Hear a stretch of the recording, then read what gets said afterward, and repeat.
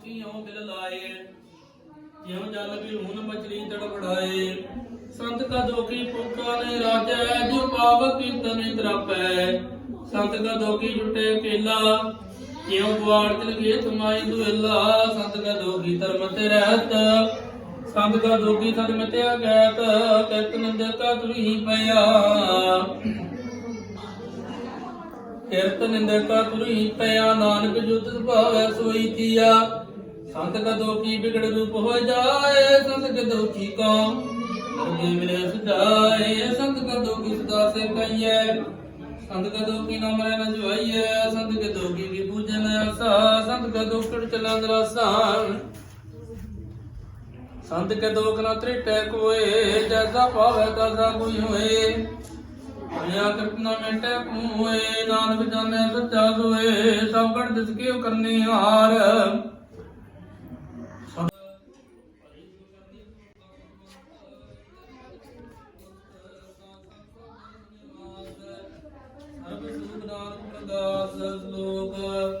सार गुण निर्गुण निरंकार। सुन समाधि आप, आपन किया नानका।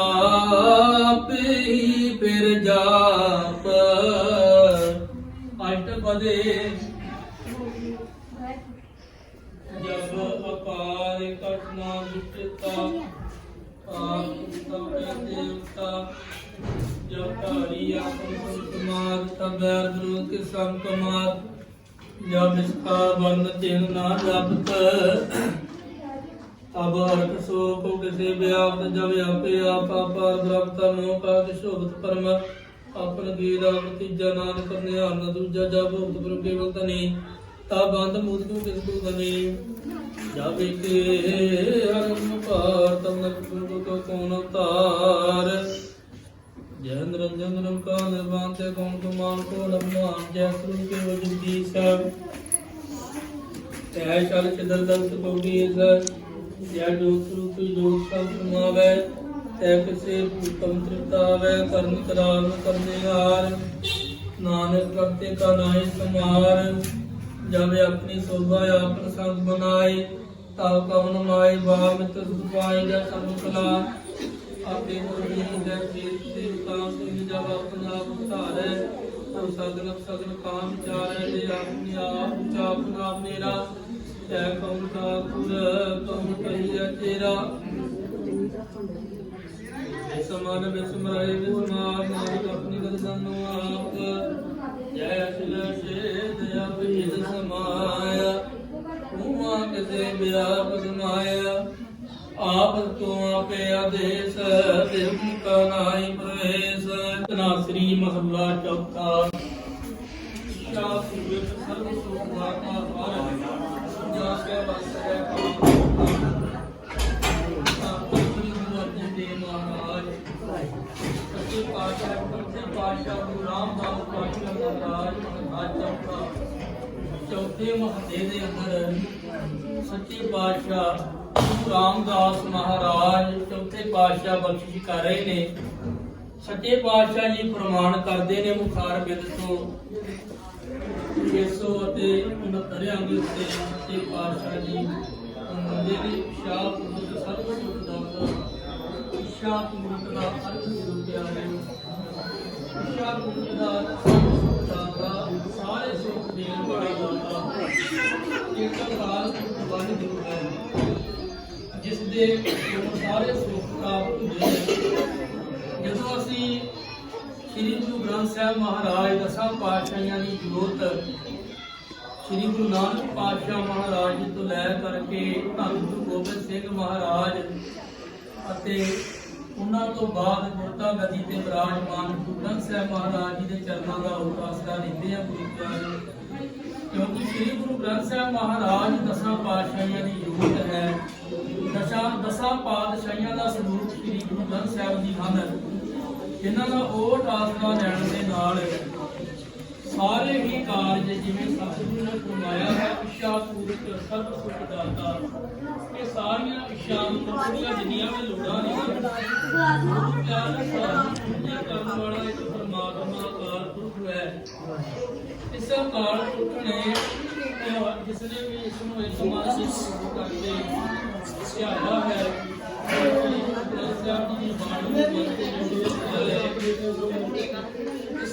ਸਾਰੇ ਕਾਰਜ ਸਤਿਗੁਰੂ ਜੀ ਆਪ ਰਾਸ ਕਰਦੇ ਨੇ। ਵਿੱਚ ਕਰਤਾ ਪੁਰਖ ਖਲੋਆ ਬਿਗਨ ਨਾ ਕੋ ਲਾਗਤਾ ਕਹਿ ਅਰਦਾਸ ਬਿਰਥੀ ਕਦੇ ਨਾ ਹੋਵਈ ਜਨ ਕੀ ਅਰਦਾਸ। ਇਹਦੇ ਗੁਰੂ ਘਰ ਵਿੱਚ ਕੀਤੀ ਹੋਈ ਜਿਹੜੀ ਅਰਦਾਸ ਹੈ ਨਾ ਗੁਰੂ ਪਿਆਰੇ ਉਹ ਗਲਤੀ ਨਹੀਂ ਜਾਂਦੀ, ਕਿਉਂਕਿ ਮਨ ਚਿੱਤ ਹਿਰਦਾ ਅੰਦਰੋਂ ਜਦੋਂ ਅਸੀਂ ਇੱਕ ਮਨ ਹੋ ਕੇ ਸ਼ੁੱਧ ਹਿਰਦੇ ਦੇ ਨਾਲ ਸ਼ੁੱਧ ਅਵਸਥਾ ਦੇ ਨਾਲ ਗੁਰੂ ਘਰ ਵਿੱਚ ਅਰਦਾਸ ਕਰਦੇ ਹਾਂ ਤੇ ਉਹ ਗਲਤੀ ਨਹੀਂ ਜਾਂਦੀ। ਕਿਉਂਕਿ ਗੁਰੂ ਘਰ ਦੇ ਵਿੱਚ ਥੋੜੀ ਕਈ ਵਾਰ ਹੁੰਦਾ ਹੈ ਕਿ ਸਮਾਂ ਲੱਗ ਜਾਵੇ ਪਰ ਅਰਦਾਸ ਕਦੇ ਵੇਖੀ ਨਹੀਂ ਜਾਂਦੀ। ਜੀਵਨ ਜਿਸ ਵੀ ਵਸਤੂ ਦੀ ਲੋੜ ਹੁੰਦੀ ਹੈ ਪ੍ਰਾਪਤ ਹੋ ਜਾਂਦੀ ਹੈ। ਕਿਉਂਕਿ ਜੋ ਵੀ ਅਸੀਂ ਕਿਉਂਕਿ ਸਾਨੂੰ ਜਨਮ ਦੇਣ ਵਾਲਾ ਉਹ ਪਰਮਾਤਮਾ ਬਾਲਕ ਇੱਕ ਹੈ। ਅਵਲ ਅੱਲੇ ਨੂਰ ਪਾਇਆ ਕੁਦਰਤ ਕੇ ਸਭ ਬੰਦੇ। ਇੱਕ ਨੂਰ ਤੇ ਸਾਰਾ ਜਗ ਉਪਜਿਆ ਹੈ। ਉਸ ਅਕਾਲ ਪੁਰਖ ਨੇ ਇੱਕ ਨੂਰ ਤੋਂ ਸਾਰਾ ਜਗ ਪੈਦਾ ਕੀਤਾ ਹੋਇਆ ਹੈ। ਤੇ ਜਿੰਨਾ ਵੀ ਸੰਸਾਰ ਹੈ ਨਾ ਗੁਰੂ ਪਿਆਰਿਓ ਇੱਕ ਤੋਂ ਹੈ, ਇੱਕ ਪਰਮਾਤਮਾ ਤੋਂ ਹੈ। ਇਹ ਸਾਰਾ ਜਗਤ ਸੰਸਾਰ ਇੱਕ ਅਕਾਲ ਪੁਰਖ ਨੇ ਸਾਜਿਆ ਹੋਇਆ ਹੈ। ਇਹ ਜਿੰਨੀ ਸ੍ਰਿਸ਼ਟੀ ਹੈ ਇਹ ਸਾਰੀ ਸ੍ਰਿਸ਼ਟੀ ਦੀ ਗੁਰੂ ਪਿਆਰਿਓ ਉਸ ਅਕਾਲ ਪੁਰਖ ਵਾਹਿਗੁਰੂ ਦੇ ਹੱਥ ਆ। ਕਿਉਂਕਿ ਇਸ ਅਕਾਲ ਪੁਰਖ ਨੇ ਸਾਰੀ ਸ੍ਰਿਸ਼ਟੀ ਨੂੰ ਆਪਣੇ ਹੱਥ ਦੇ ਵਿੱਚ ਰੱਖਿਆ ਹੋਇਆ ਹੈ। ਕਿਉਂਕਿ ਮਨੁੱਖ ਦਾ ਜੀਵਨ ਜਿਹੜਾ ਹੈ ਉਹ ਅਕਾਲ ਪੁਰਖ ਦੇ ਹੱਥ ਆ। ਕਿਉਂਕਿ ਸਾਨੂੰ ਜਨਮ ਦੇਣ ਵਾਲਾ ਉਹ ਪਰਮਾਤਮਾ ਅਕਾਲ ਪੁਰਖ ਹੈ। ਇਸ ਕਰਕੇ ਸਾਨੂੰ ਕਿਹੜੇ ਸਮੇਂ ਕੀ ਦੇਣਾ ਹੈ ਉਸ ਅਕਾਲ ਪੁਰਖ ਵਾਹਿਗੁਰੂ ਨੂੰ ਪਤਾ ਹੈ। ਉਹ ਜਾਣਦਾ ਹੈ ਸਾਡੇ ਅੰਦਰ ਦੀ ਭਾਵਨਾ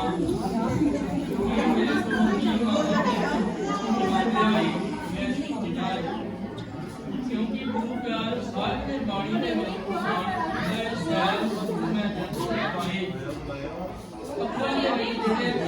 ਜਿਹੜੇ ਨੇ ਗੁਰੂ ਪਿਆਰ ਪੈਦਾ ਕੀਤੇ ਹੋਏ ਨੇ ਪਰਮਾਤਮਾ ਨੇ ਪੈਦਾ ਕੀਤੇ ਹੋਏ ਨੇ ਤੇ ਪਰਮਾਤਮਾ ਦੀ ਕੋਈ ਮੰਗਦੇ ਇਸ ਕਰਕੇ ਗੁਰੂ ਪਿਆਰਿਓ ਜੋ ਵੀ ਮੰਗਣਾ ਹੈ ਗੁਰੂ ਘਰੋਂ ਮੰਗਣਾ ਚਾਹੀਦਾ ਹੈ।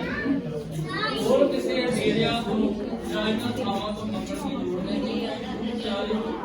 ਗੁਰੂ ਘਰੋਂ ਕਿਸੇ ਚੀਜ਼ ਦੀ ਘਾਟ ਨਹੀਂ। ਗੁਰੂ ਘਰ ਬਹੁਤ ਹੀ ਜ਼ਿਆਦਾ ਬਰਕਤਾਂ ਨੇ। ਗੁਰੂ ਨਾਨਕ ਦੇ ਘਰ ਬਹੁਤ ਸਾਰੀਆਂ ਬਰਕਤਾਂ ਵਰਤਣੀਆਂ ਨੇ। ਕਿਉਂਕਿ ਸਤਿਯੁਗ ਦੇ ਵਿੱਚ ਦੁਆਪਰ ਜਿਵੇਂ ਬਾਣੀ ਦੇ ਅੰਦਰ ਪ੍ਰਮਾਣ ਹੁੰਦਾ ਹੈ ਤ੍ਰੇਤੇ ਦੇ ਵਿੱਚ ਸ਼੍ਰੀ ਰਾਮ ਚੰਦਰ ਜੀ ਦਾ ਅਵਤਾਰ ਹੋਇਆ ਤੇ ਸ਼੍ਰੀ ਰਾਮ ਬਾਰੋਂ ਵਾਰੀ ਗੁਰੂ ਪਿਆਰੇ ਇਸ ਤਰ੍ਹਾਂ ਅਵਤਾਰ ਆਏ ਨੇ ਧਰਤੀ ਤੇ। ਦੁਆਪਰ ਦੇ ਵਿੱਚ ਕ੍ਰਿਸ਼ਨ ਦਾ ਅਵਤਾਰ ਹੋਇਆ ਤੇ ਕਲਯੁਗ ਦੇ ਵਿੱਚ ਧੰਨ ਗੁਰੂ ਨਾਨਕ ਦੇਵ ਜੀ ਮਹਾਰਾਜ ਜੀ ਦਾ ਅਵਤਾਰ ਹੋਇਆ ਤੇ ਗੁਰੂ ਪਿਆਰੇ ਹੋ ਸਤਿਗੁਰੂ ਨਾਨਕ ਪਾਤਸ਼ਾਹ ਮਹਾਰਾਜ ਜੀ ਨੇ ਇਸ ਧਰਤੀ ਤੇ ਆਣ ਕਰਕੇ ਜਦੋਂ ਮਹਾਰਾਜ ਧਰਤੀ ਤੇ ਆਏ ਨੇ ਤੇ ਸਤਿਗੁਰੂ ਜੀ ਨੇ ਅਵਤਾਰ ਧਾਰਿਆ ਜਦੋਂ ਗੁਰੂ ਨਾਨਕ ਸਾਹਿਬ ਮਹਾਰਾਜ ਜੀ ਨੇ ਤੇ ਸੱਚੇ ਪਾਤਸ਼ਾਹ ਮਹਾਰਾਜ ਜੀ ਨੇ ਸਭ ਤੋਂ ਪਹਿਲਾਂ ਕੀ ਕੀਤਾ ਇਸ ਸਮੇਂ ਦੇ ਜਿਹੜੇ ਪੰਡਤ ਲੋਕ ਨਨਕਾਣਾ ਸਾਹਿਬ ਹੈ ਪਹਿਲੋਂ ਨਾਨਕਿਆਣਾ ਨਾਮ ਸੀ ਗੁਰੂ ਪਿਆਰਿਓ। ਬਾਅਦ ਵਿੱਚ ਆਪਾਂ ਨਨਕਾਣਾ ਸਾਹਿਬ ਕਹਿਣ ਲੱਗ ਪਏ ਆ। ਪਹਿਲਾ ਨਾਮ ਸੀ ਨਾਨਕਿਆਣਾ ਕਿਉਂਕਿ ਗੁਰੂ ਨਾਨਕ ਸਾਹਿਬ ਨੇ ਉਸ ਪਾਵਨ ਧਰਤੀ ਤੇ ਅਵਤਾਰ ਧਾਰਿਆ ਜਨਮ ਲਿਆ ਤੇ ਗੁਰੂ ਪਿਆਰਿਓ ਸਾਰੇ ਪਾਸੇ ਹੀ ਹਨੇਰੀ ਰਾਤ ਸੀ, ਕਾਲੀ ਰਾਤ ਸੀ। ਰਾਤ ਦੇ ਸਮੇਂ ਗੁਰੂ ਦਾ ਜਨਮ ਹੋਇਆ ਗੁਰੂ ਨਾਨਕ ਸਾਹਿਬ ਜੀ ਦਾ ਤੇ ਹਨੇਰੀ ਰਾਤ ਦੇ ਵਿੱਚ ਜਦੋਂ ਸਾਹਿਬਾਂ ਦਾ ਜਨਮ ਹੁੰਦਾ ਏ ਤੇ ਮਾਤਾ ਤ੍ਰਿਪਤਾ ਜੀ ਧੰਨ ਭਾਗ ਨੇ। ਮਾਤਾ ਤ੍ਰਿਪਤਾ ਜੀ ਦੀ ਕਿੱਡੇ ਵੱਡੇ ਪੂਰਬਲੇ ਜਨਮਾਂ ਦੀ ਭਗਤੀ ਸੀ ਮਾਤਾ ਤ੍ਰਿਪਤਾ ਜੀ ਦੀ ਕਿ ਧੰਨ ਗੁਰੂ ਨਾਨਕ ਸਾਹਿਬ ਖੁਦ ਰੱਬ ਉਹਨਾਂ ਦੇ ਘਰ ਆਏ ਨੇ ਤੇ ਗੁਰੂ ਪਾਤਸ਼ਾਹ ਜੀ ਦਾ ਜਦੋਂ ਅਵਤਾਰ ਹੋਇਆ ਨਾ ਗੁਰੂ ਪਿਆਰਿਓ ਇੱਥੇ ਚਾਨਣ ਹੁੰਦਿਆਂ ਗੁਰਬਿਨ ਘੋਰ ਅੰਧਾਰ। ਪਹਿਲਾਂ ਗੁਰੂ ਤੋਂ ਬਿਨਾ ਸਾਰੇ ਪਾਸੇ ਹਨੇਰਾ ਸੀ, ਕਾਲਾ ਹਨੇਰਾ ਛਾਇਆ ਹੋਇਆ ਸੀ ਸਾਰੇ ਪਾਸੇ ਸਾਰੇ ਸੰਸਾਰ ਤੇ ਫਿਰ ਜਦੋਂ ਗੁਰੂ ਜੀ ਨੇ ਅਵਤਾਰ ਧਾਰਿਆ ਮਿੱਟੀ ਧੁੰਦ ਜਗ ਚਾਨਣ ਹੋਇਆ ਤੇ ਗੁਰੂ ਪਿਆਰਿਓ ਫਿਰ ਸਾਰਾ ਕਾਲਾ ਹਨੇਰਾ ਜਿਹੜਾ ਸੀ ਨਾ ਦੂਰ ਹੋ ਗਿਆ। ਹਰ ਪਾਸੇ ਚਾਨਣ ਚੜ ਗਿਆ। ਕਾਲੀ ਹਨੇਰੀ ਰਾਤ ਦੇ ਵਿੱਚ ਸਾਰੇ ਪਾਸੇ ਚਾਨਣ ਹੀ ਚਾਨਣ ਦਿਸ ਰਿਹਾ ਸੀ ਜਦੋਂ ਗੁਰੂ ਨਾਨਕ ਸਾਹਿਬ ਜੀ ਦਾ ਅਵਤਾਰ ਹੋ ਗਿਆ ਤੇ ਗੁਰੂ ਪਿਆਰਿਓ ਪਾਪਾਂ ਨੂੰ ਭਾਜੜ ਪੈ ਗਈ। ਜਿਹੜਾ ਪਾਪ ਧਰਤੀ ਤੇ ਫੈਲਿਆ ਹੋਇਆ ਸੀ ਰਾਜੇ ਪਾਪ ਕਮਾਵਦੇ ਉਲਟੀ ਪਾਪ ਬਾੜ ਖੇਤ ਕੋ ਖਾਈ। ਉਸ ਸਮੇਂ ਦੇ ਰਾਜੇ ਹੰਕਾਰੀ ਹੋ ਚੁੱਕੇ ਸਨ ਜਦੋਂ ਗੁਰੂ ਨਾਨਕ ਸਾਹਿਬ ਜੀ ਧਰਤੀ ਤੇ ਨਹੀਂ ਸਨ ਰਾਜੇ ਹੰਕਾਰੀ ਸਨ, ਪਾਪਕਾਰੇ ਸਨ, ਪ੍ਰਜਾ ਵੀ ਹੰਕਾਰੀ ਅੰਧੀ ਹੋ ਚੁੱਕੀ ਸੀ। ਹੰਕਾਰ ਦੇ ਵਿੱਚ ਹਰ ਪਾਸੇ ਰਿਸ਼ਵਤਖੋਰੀ ਚੱਲ ਰਹੀ ਸੀ। ਐਸਾ ਕਲਯੁਗ ਦਾ ਭਿਆਨਕ ਸਮਾਂ ਸੀ। ਇੱਕ ਦੂਜੇ ਨੂੰ ਮਾਰਿਆ ਵੱਢਿਆ ਜਾ ਰਿਹਾ ਸੀ। ਐਸਾ ਪਾਪ, ਦੁਸ਼ਟ ਪਾਪ ਹੋ ਰਹੇ ਸਨ, ਦੁਸ਼ਟ ਪਾਪ ਕਮਾ ਰਹੇ ਸਨ। ਪਰ ਜਦੋਂ ਗੁਰੂ ਜੀ ਦਾ ਅਵਤਾਰ ਹੋਇਆ, ਪਾਪ ਨੂੰ ਭਾਜੜ ਪੈ ਗਈ ਤੇ ਸੱਚ ਦਾ ਚੰਦਰਮਾ ਚੜ ਗਿਆ। ਉਸ ਸਮੇਂ ਸੱਚ ਦਾ ਚੰਦਰਮਾ ਚੜ ਗਿਆ ਤੇ ਹਨੇਰਾ ਜਿਹੜਾ ਸੀ, ਕਾਲਾ ਹਨੇਰਾ ਸਿਰਾ ਜੀ, ਉਹ ਦੂਰ ਹੋ ਗਿਆ ਗੁਰੂ ਪਿਆਰਿਓ। ਤੇ ਪਾਤਸ਼ਾਹ ਜੀ ਕੁਝ ਵੱਡੇ ਹੋਏ ਨੇ ਤੇ ਸਾਹਿਬ ਸੱਚੇ ਪਾਤਸ਼ਾਹ ਜੀ ਦਾ ਫਿਰ ਸਮਾਂ ਆਇਆ। ਸਾਹਿਬਾਂ ਨੇ 4 ਉਦਾਸੀਆਂ ਕੀਤੀਆਂ ਸੰਸਾਰ ਜਗਤ ਨੂੰ ਤਾਰਨ ਵਾਸਤੇ। ਸਤਿਗੁਰੂ ਜੀ ਉਦਾਸੀਆਂ ਕਾਰਨ ਚੱਲ ਪਏ। 7 ਸਾਲ ਦੀ ਉਮਰ ਹੋਈ ਹੈ ਗੁਰੂ ਨਾਨਕ ਸਾਹਿਬ ਜੀ ਦੀ ਤੇ 9 ਸਾਲ ਦੀ ਉਮਰ ਦੇ ਵਿੱਚ ਸੱਚੇ ਪਾਤਸ਼ਾਹ ਜੀ ਨੇ ਉਦਾਸੀਆਂ ਕਰਨੀਆਂ ਆਰੰਭ ਕਰ ਦਿੱਤੀਆਂ। ਤੇ ਗੁਰੂ ਪਿਆਰੇ ਹੁਣ ਕੁਝ ਵੱਡੇ ਹੋਏ ਨੇ, ਕੁਝ 14 ਸਾਲ ਦੀ ਉਮਰ ਹੋਈ ਹੈ ਸਾਹਿਬਾਂ ਦੀ। ਜਦੋਂ 14 ਸਾਲ ਦੇ ਹੋਏ ਨੇ ਤੇ ਘਰ ਵਿੱਚ ਰਿਸ਼ਤੇ ਦੀ ਸਲਾਹ ਚੱਲਣ ਲੱਗ ਪਈ ਹੈ। ਪਹਿਲਾਂ ਪੜ੍ਹਾਈ ਕੀਤੀ ਹੈ, ਫਿਰ ਪਾਂਧਾ ਜੀ ਦੇ ਕੋਲ ਪੜ੍ਹਨ ਵਾਸਤੇ ਗਏ ਨੇ। ਪਰ ਮਹਾਰਾਜ ਸੱਚੇ ਪਾਤਸ਼ਾਹ ਆਪ ਨਾਰਾਇਣ ਕਲਾਧਾਰ ਸਾਹਿਬ, ਆਪ ਸੱਚੇ ਪਾਤਸ਼ਾਹ ਆਪ ਰੱਬ ਸਨ। ਪਾਂਧੇ ਨੂੰ ਪੜ੍ਹਾਏ ਗੁਰੂ ਨਾਨਕ ਪਾਤਸ਼ਾਹ ਮਹਾਰਾਜ। ਪਾਂਧਾ ਕਹਿਣ ਲੱਗਾ ਕਿ ਇਹ ਕੋਈ ਸਤਿਪੁਰਖ ਲੱਗਦੇ ਨੇ, ਕਲਯੁਗ ਦੇ ਵਿੱਚ ਕੋਈ ਅਵਤਾਰ ਨੇ। ਪਾਂਧਾ ਵੀ ਪਰ ਰਹਿ ਨਾ ਸਕਿਆ। ਪਾਂਧੇ ਨੇ ਵੀ ਚਰਨਾਂ ਤੇ ਨਮਸਕਾਰ ਕਰ ਦਿੱਤੇ। ਵੱਡੇ ਵੱਡੇ ਪੰਡਤ, ਬੜੇ ਬੜੇ ਵਿਦਵਾਨ ਗੁਰੂ ਨਾਨਕ ਸਾਹਿਬ ਦੇ ਚਰਨਾਂ ਤੇ ਢਹਿਣਾ ਪੈ ਗਿਆ ਤੇ ਮੁਖ ਤੋਂ ਕਹਿਣਾ ਪੈ ਗਿਆ ਵੀ ਆਪ ਕੋਈ ਅੱਲਾ ਦਾ ਨੂਰ ਹੋ। ਸੱਚੇ ਪਾਤਸ਼ਾਹ ਮਹਾਰਾਜ ਜੀ ਅੱਲਾ ਦਾ ਨੂਰ। ਗੁਰੂ ਨਾਨਕ ਪਾਤਸ਼ਾਹ ਮਹਾਰਾਜ ਜੀ ਦੇ ਅੱਗੇ ਸਾਰੇ ਦੇਵੀ ਦੇਵਤੇ ਵੀ ਝੁਕਦੇ ਨੇ, ਸਾਰੀ ਸ੍ਰਿਸ਼ਟੀ ਝੁਕਣ ਲੱਗ ਪਈ ਹੈ। ਤੇ ਸਤਿਗੁਰੂ ਸੱਚੇ ਪਾਤਸ਼ਾਹ ਜੀ ਨੇ ਧਰਤੀ ਤੇ ਆ ਕਰਕੇ ਫਿਰ ਸੱਚ ਦਾ ਜਿਹੜਾ ਸੀ, ਸੱਚ ਵਾਲੇ ਪਾਸੇ ਜ਼ੋਰ ਦਿੱਤਾ। ਸੱਚ ਦਾ ਪਸਾਰਾ ਹਰ ਪਾਸੇ ਖਿਲਾਰ ਦਿੱਤਾ।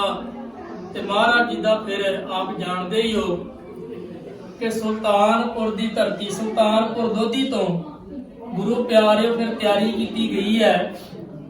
ਇੱਥੇ ਭਾਈਆ ਜੀ ਆਉਂਦੇ ਰਹਿੰਦੇ ਸਨ। ਗੁਰੂ ਨਾਨਕ ਸਾਹਿਬ ਜੀ ਦੇ ਭਾਈਆ ਜੈ ਰਾਮ ਜੀ ਬਟਾਲੇ ਦੀ ਧਰਤੀ ਤੇ ਉਹਨਾਂ ਦਾ ਮੇਲ ਮੂਲ ਚੰਦ ਖੱਤਰੀ ਦੇ ਨਾਲ ਹੋਇਆ। ਕਿਉਂਕਿ ਗੁਰੂ ਨਾਨਕ ਸਾਹਿਬ ਜੀ ਨੇ ਵੀ ਖੱਤਰੀ ਕੁਲ ਦੇ ਵਿੱਚ, ਖੱਤਰੀ ਜਾਤ ਦੇ ਵਿੱਚ, ਖੱਤਰੀ ਕੁਲ ਦੇ ਵਿੱਚ ਸਾਹਿਬਾਂ ਦਾ ਜਨਮ ਹੋਇਆ। ਇਸ ਬਟਾਲੇ ਦੀ ਧਰਤੀ ਤੇ ਗੁਰੂ ਪਿਆਰੇ ਹੋ ਭਾਈਆ ਜੈ ਰਾਮ, ਗੁਰੂ ਨਾਨਕ ਸਾਹਿਬ ਜੀ ਦੇ ਭਾਈਆ ਜੀ, ਉਹਨਾਂ ਦੇ ਨਾਲ ਮੇਲ ਹੁੰਦਾ ਹੈ ਮੂਲ ਚੰਦ ਜੀ ਦਾ। ਕਿਉਂਕਿ ਕੰਮ ਦੇ ਸਿਲਸਿਲੇ ਦੇ ਵਿੱਚ ਇੱਥੇ ਭਾਈਆ ਜੀ ਮਹਾਰਾਜ ਦੇ ਆਇਆ ਕਰਦੇ ਸਨ, ਕਾਰੋਬਾਰ ਦੇ ਸਿਲਸਿਲੇ ਦੇ ਵਿੱਚ। ਤੇ ਪੱਕੀ ਦੋਸਤੀ ਹੋ ਗਈ ਤੇ ਜਾ ਕਰਕੇ ਕੁਝ ਦਿਨ ਬਟਾਲੇ ਰਹਿਣਾ। ਭਾਈਆ ਜੈ ਰਾਮ ਜੀ ਨੇ ਗੁਰੂ ਨਾਨਕ ਸਾਹਿਬ ਜੀ ਦੇ ਭਾਈਆ ਜੀ ਲੱਗਦੇ ਨੇ, ਬੇਬੇ ਨਾਨਕੀ ਜੀ ਦੇ ਪਤੀ ਨੇ। ਤੇ ਕੁਝ ਸਮੇਂ ਬਟਾਲੇ ਰਹਿਣਾ, ਕਿਉਂਕਿ ਕੰਮ ਇੱਥੇ ਪੈਂਦਾ ਸੀ ਉਹਨਾਂ ਨੂੰ, ਕੰਮ ਕਾਰਜ ਦੇ ਸਿਲਸਿਲੇ ਚ ਆਇਆ ਕਰਦੇ ਸਨ। ਤੇ ਗੁਰੂ ਪਿਆਰਿਓ ਬਟਾਲੇ ਜਦ ਤੋਂ ਇੱਕ ਦਿਨ ਜਾ ਕਰਕੇ ਸਲਾਹ ਕੀਤੀ ਹੈ ਮਹਿਤਾ ਕਲਿਆਣ ਕਾਲੂ ਜੀ ਦੇ ਨਾਲ। ਕਹਿਣ ਲੱਗੇ ਕਿ ਬਟਾਲੇ ਦੀ ਧਰਤੀ ਤੇ ਇੱਕ ਲੜਕੀ ਹੈ ਤੇ ਉਹਨਾਂ ਦਾ ਨਾਮ ਸੁਲੱਖਣੀ ਹੈ ਤੇ ਉਹ ਵਾਰਯੋਗ ਹੈ। ਤੇ ਮਹਿਤਾ ਕਲਿਆਣ ਦਾਸ ਜੀ ਆਪਣੀ ਪਤਨੀ ਮਾਤਾ ਤ੍ਰਿਪਤਾ ਜੀ ਦੇ ਨਾਲ ਸਲਾਹ ਕਰਦੇ ਨੇ। ਤੇ ਗੁਰੂ ਪਿਆਰਿਓ ਨਾਨਕਿਆਂ ਦੇ ਨਾਲ, ਬਾਬੇ ਨਾਨਕ ਜੀ ਦੇ ਨਾਨਕਿਆਂ ਦੇ ਨਾਲ ਸਲਾਹ ਕੀਤੀ। ਤੇ ਗੁਰੂ ਪਿਆਰਿਓ ਫਿਰ ਸਾਖ ਸੰਬੰਧੀ ਆਏ ਨੇ ਸਾਹਿਬ ਜੀ ਦੇ ਇਸ ਬਟਾਲੇ ਦੀ ਧਰਤੀ ਤੇ।